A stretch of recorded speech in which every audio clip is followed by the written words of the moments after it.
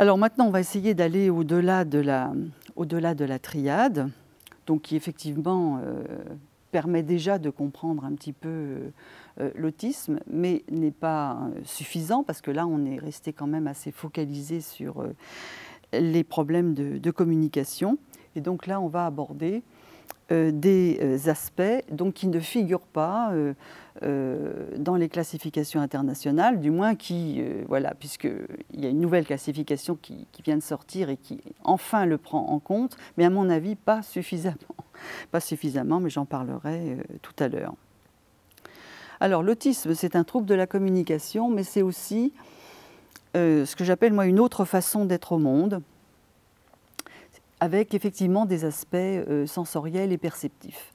Et ça, c'est aussi difficile à comprendre pour nous que l'histoire de la communication non verbale, parce que ça renvoie à des choses qui, pour nous, sont de l'ordre de l'automatisme. C'est-à-dire qu'effectivement, nous, quand nous percevons le monde, nous le percevons d'une certaine façon, nous avons une certaine façon de fonctionner, on va voir d'ailleurs en quoi elle est différente de l'autisme. Donc là, c'est plutôt l'autisme comme différence dans la façon de traiter les informations. Et ça, c'est extrêmement important pour des professionnels qui sont avec des personnes autistes, de comprendre ces aspects-là. Alors, quand je dis qu'elles ne perçoivent pas le monde comme nous le percevons, il faut vraiment le prendre au pied de la lettre, parce qu'on dit souvent des autistes qui sont dans leur monde. C'est une expression qu'on emploie très souvent. Sauf qu'elle est ambiguë, cette expression, parce que quand on dit de quelqu'un qu'il est dans son monde, ça veut dire qu'il est dans ses pensées, il est dans ses émotions, et on est chacun dans notre monde à certains moments. Là, c'est au pied de la lettre qu'il faut prendre cette expression, c'est-à-dire ça signifie que ces personnes ne perçoivent pas le monde comme nous le percevons. Elles ont une autre façon de traiter les informations. Je vais essayer de vous le faire comprendre avec des exemples, parce que ce n'est pas du tout évident. Et la comparaison que je fais souvent, alors je crois que j'ai fini par l'écrire dans un article, mais en prenant beaucoup de précautions, parce que ça peut être très mal interprété. Et pour le faire comprendre, je prenais souvent l'exemple de l'être vivant non humain, que peut être l'animal par exemple, qui effectivement ne perçoit pas le monde comme nous le percevons. Voilà, sauf que loin de moi l'idée qu'il faut comparer les personnes avec autisme à des animaux, c'est pas du tout ça. Bien que Temple Grandin, qui est une spécialiste des élevages d'animaux, etc., et effectivement, ça soit aussi référé au fonctionnement animal, on verra pourquoi. Mais effectivement, l'être humain, l'être vivant non humain, qu'est l'animal, ne perçoit pas, il est dans le même monde apparemment, effectivement, que nous, mais il ne perçoit pas le monde comme nous le percevons. Pourquoi ? Parce que son équipement sensoriel, perceptif, mental aussi, n'est pas le même. C'est-à-dire qu'effectivement, il va par exemple percevoir des odeurs que nous ne percevons pas. Sa vue n'est pas la même que la nôtre, donc effectivement, il y a des choses que nous percevons, nous, très nettement, que lui ne va pas bien percevoir, etc. Voilà, c'est-à-dire qu'en fait, apparemment, nous sommes dans le même monde, mais en fait, nous n'y sommes pas. Voilà, ils sont dans leur monde et nous sommes dans le nôtre. Et nous, effectivement, parce que nous avons tendance à nous projeter sur l'autre, nous avons tendance à penser qu'en faisant de l'anthropomorphisme, nous avons tendance à lui prêter une façon de percevoir et d'être qui est la nôtre, alors qu'elle est tout à fait différente. Avec les autistes, c'est la même chose. C'est-à-dire qu'effectivement, il y a une différence là, alors que je vais essayer de faire comprendre. Alors, ces différences, elles s'expriment sous forme de soit ce qu'on appelle une hyper... Alors, les expressions que je vois utilisées maintenant dans les textes, c'est hypersensibilité ou hyposensibilité. Moi, je préfère dire hyper ou hyposensorialité. Parce que si on dit hypersensibilité ou hyposensibilité, là aussi, c'est comme quand on dit de l'autiste, il est dans son monde, ça peut induire en erreur. Parce que quelqu'un, par exemple, d'hypersensible, c'est quelqu'un qui réagit au quart de tour. C'est quelqu'un qui se met facilement en colère, etc. Voilà, c'est un hyperémotif au fond, un hypersensible. L'autiste n'est pas un hypersensible. C'est un hypersensoriel. Alors la sensorialité, Voilà, alors des fois on dit hypersensibilité sensorielle. Bon, ok, alors comme ça on précise, il vaut mieux. Parce qu'autrement, on est engagé sur une fausse piste. Donc, effectivement, c'est tantôt de l'hyper, tantôt de l'hypo. Alors, hypersensoriel, ça veut dire que les canaux sensoriels, parce que c'est les 5 sens qui sont atteints, sont trop ouverts. Et à ce moment-là, effectivement, il y a trop de stimulation qui arrive au cerveau. Vous voyez, moi, la situation dans laquelle je me trouve, là, avec toutes les lumières, etc., il y a des personnes avec autisme qui ne supporteraient pas cette situation-là. Hein. Les hypersensoriels, là, ils seraient complètement perturbés. Enfin, moi, je le suis un petit peu, mais enfin, je m'habitue, je m'adapte. Mais voilà, donc là, c'est le canal visuel qui est trop ouvert et donc, du coup, ça engendre une difficulté à supporter certaines stimulations, mais qui ne sont pas forcément des stimulations très, très importantes. Hein. Et hypo, c'est le contraire. C'est-à-dire que là, le canal, au contraire, n'est pas assez ouvert. Il a tendance à se fermer. Et là, il y a trop peu de stimulation qui arrive au cerveau. Et là, au fond, la personne, quand elle est dans cette situation-là, elle a besoin de se sentir exister. Si on essaie de se mettre effectivement à leur place, si tout à coup j'ai plus suffisamment de sensations visuelles, même kinesthésiques, enfin, etc., il faut que je fasse quelque chose parce que c'est insupportable.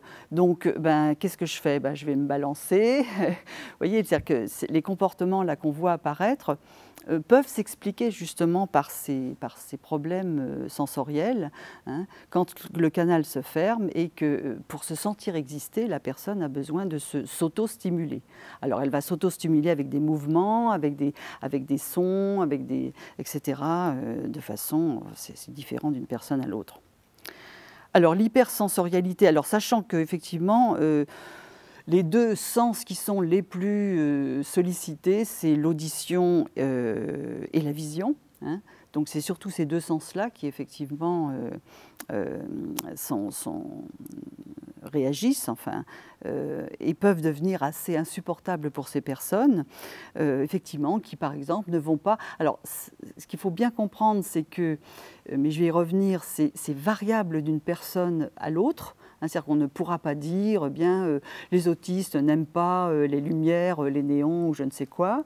C'est complètement faux. C'est-à-dire que certains ne vont pas aimer, d'autres au contraire vont rechercher ce genre de sensations lumineuses. Donc c'est très complexe. Hein. Ce qu'il faut savoir, c'est qu'il y a alors pour le coup, une sensibilité sensorielle, une sensorialité beaucoup plus développée que chez nous.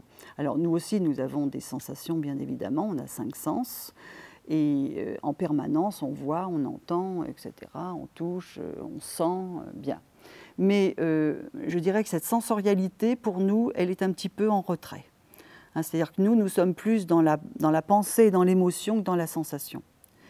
Et au fond, on est dans la sensation, soit quand quelque chose nous dérange, donc à ce moment-là, effectivement, on va réagir, soit quand quelque chose est très agréable. Bon, vous êtes sur la plage l'été, il fait beau, voilà, là, il y a une sensorialité qui est bien présente et qui est agréable.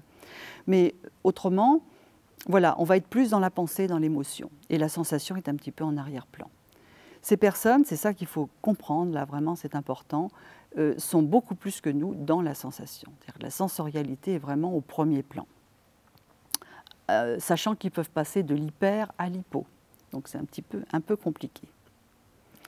Alors je cite Temple Grandin. Là, Temple Grandin, c'est une personne, donc, pas syndrome d'Asperger, justement. Elle n'est pas complètement dans le haut, mais enfin elle est quand même dans le haut du spectre autistique, mais pas à l'extrémité. Et c'est la première à avoir témoigné. Je vais apparaître voilà, la référence. Là. Ah. Voilà, je reviens en arrière. Ouais. Donc Temple Grandin, c'est une Américaine dont les ouvrages sont traduits en France. C'est la première à avoir témoigné. Bon, maintenant, il y en a de plus en plus aujourd'hui qui témoignent, puis les personnes avec autisme en France commencent à se manifester, mais pour nous, voilà, ça reste un phénomène émergent, donc ça a mis un petit peu de temps. Mais pendant longtemps, effectivement, la seule personne qui s'exprimait, c'était elle. Après, il y a eu Daniel Tammet, et puis aujourd'hui, justement, il y a Joseph Chovanec, par exemple, etc. Ça vient, voilà, et c'est très important. Quand on lit les livres de Temple Grandin, donc, qui sont publiés en France, donc le premier, c'était Ma vie d'autiste, le deuxième, c'était La pensée en images, et le troisième, c'est L'interprète des animaux, parce que c'est sa spécialité. Et bien voilà ce qu'on trouve, effectivement, je serais presque tentée de dire à longueur de page, elle nous parle de ces aspects sensoriels et perceptifs. Quand j'étais petite, le bruit était une source permanente de problèmes. C'était comme si la roulette du dentiste avait touché un de mes nerfs. Ça provoquait une réelle souffrance. J'avais une peur bleue des ballons qui éclatent. Le bruit semblait exploser dans mon oreille. Les petits bruits qui semblent d'ordinaire facilement évacués me rendaient folle. Quand j'étais à l'université, le sèche-cheveux de ma camarade de chambre me semblait faire le même bruit qu'un avion à réaction au décollage. Et en même temps, vous voyez qu'elle fait un effort pour faire une comparaison, pour nous faire comprendre. Donc elle fait un effort de se mettre à notre place pour nous faire comprendre la souffrance qu'elle a pu éprouver, sachant que ça évolue au fil du temps. Hein, c'est pas, voilà. Quand j'étais petite, ça veut dire que les problèmes n'ont pas complètement disparu, mais aujourd'hui, elle a sans doute d'autres. Elle raconte un petit peu son histoire. Et voilà.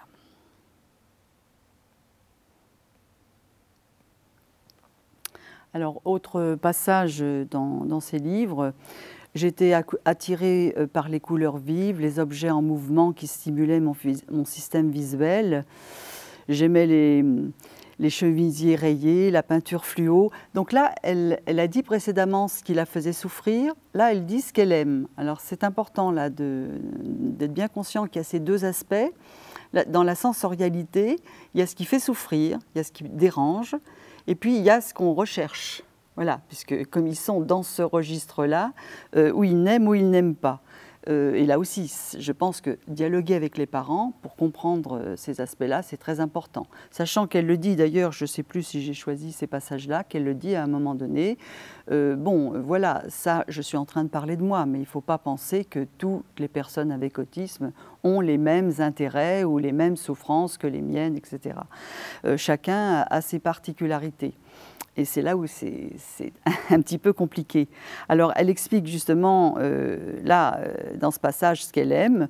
Alors, elle aime les portes coulissantes des supermarchés. Voilà sa particularité. Quand je voyais le bord de la porte traverser mon champ visuel, je sentais un agréable frisson courir le long de mon dos. Donc, à certains moments, ils peuvent effectivement rechercher comme ça des sensations agréables. Et c'est vrai que ça peut être un petit peu gênant par moments. C'est-à-dire qu'à la fois, il faut le savoir, peut-être les laisser provisoirement, mais enfin, il ne faut pas non plus qu'ils s'enferment dans ces sensations. Parce que quand ils sont là-dedans, ils sont complètement là-dedans. Et là, ils sortent complètement de l'activité qu'on leur a proposée, etc. Donc, voilà, tout ça est à manier avec beaucoup de précautions. C'est-à-dire que c'est vrai qu'il faut les sortir, il faut attirer leur attention sur autre chose, mais d'une certaine manière, voilà. Il faut comprendre aussi. Alors l'incidence sur les apprentissages, ça me semble en effet extrêmement important. Hein. Il ne faut pas, autant que faire se peut, il ne faut pas que l'enfant soit confronté à des gênes trop importantes. Voilà, si il craint le bruit, il ne faut pas le mettre dans un endroit trop bruyant. Il faut comprendre qu'à certains moments, il peut être fatigué, il peut avoir besoin en effet d'une pause parce qu'il y a trop de stimulation sensorielle. Alors, je le note là, en effet, ça c'est une expression qui m'apparaît importante, il faut essayer de faire le portrait sensoriel de la personne. Et on n'y pense pas, ça. Autisme, on pense problème de communication, point. Ben oui, mais voilà, il y a un portrait sensoriel.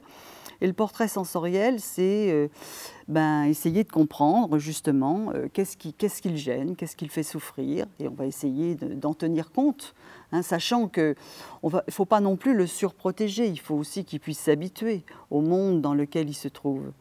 Mais en tenant compte justement, en y allant progressivement. Voilà, alors la lumière, les bruits, les mouvements. Par exemple, on le sait, certains auteurs l'ont décrit, la récréation, c'est un moment de plaisir pour les autres élèves. Pour eux, ça peut être vraiment quelque chose de très difficile à vivre, de très problématique. Et ça, voilà, les professionnels, ils le pressentent. D'ailleurs, il y a des enfants qui manifestent leur désir de ne pas aller en récréation.